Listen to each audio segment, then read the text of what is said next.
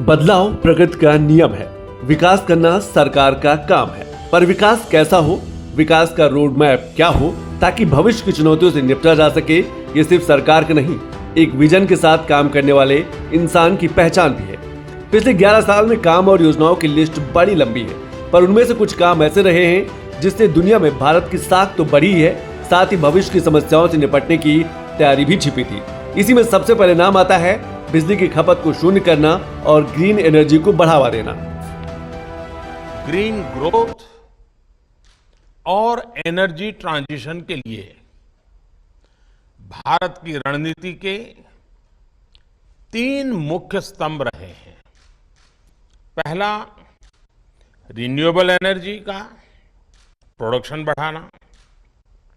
दूसरा, अपनी अर्थव्यवस्था में फॉसिल फ्यूल का इस्तेमाल कम करना। और तीसरा, देश के अंदर गैस बेस्ड इकोनॉमी के तरफ तेज गति से आगे बढ़ना। भारत सरकार का लक्ष्य सोलर पावर से देश के लोगों को बिजली देने के साथ ही उनका बिजली बिल जीरो करने का भी है। भारत का सौर ऊर्जा क्षेत्र जो है वो तेजी से बढ़ रहा है। 2030 तक 500 गीगावाट नवीकरणीय ऊर्जा प्राप्त करने का एक बड़ा लक्ष्य निर्धारित है। 2023 तक सौर ऊर्जा क्षमता 70.10 गीगावाट तक पहुंच चुकी थी। सौर पीवी में दुनिया में 5वें स्थान पर भारत पहुंच चुका है। रोजगार की बात करें अगर सौर ऊर्जा से जुड़े या ग्रीन एनर्जी से जुड़े तो 2030 तक 10 मिलियन से अधिक रोजगार की संभावना है। साथियों, सौर ऊर्जा आज की नहीं बल्कि 21वीं सदी की ऊर्जा जरूरतों का एक बड़ा माध्यम होने वाला है, क्योंकि सौर ऊर्जा श्योर है, प्योर है और सिक्योर है।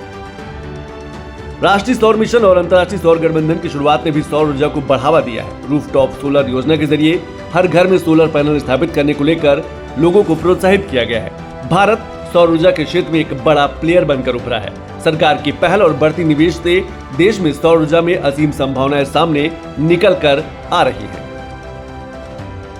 एक बहुत खास गांव है मोढेरा।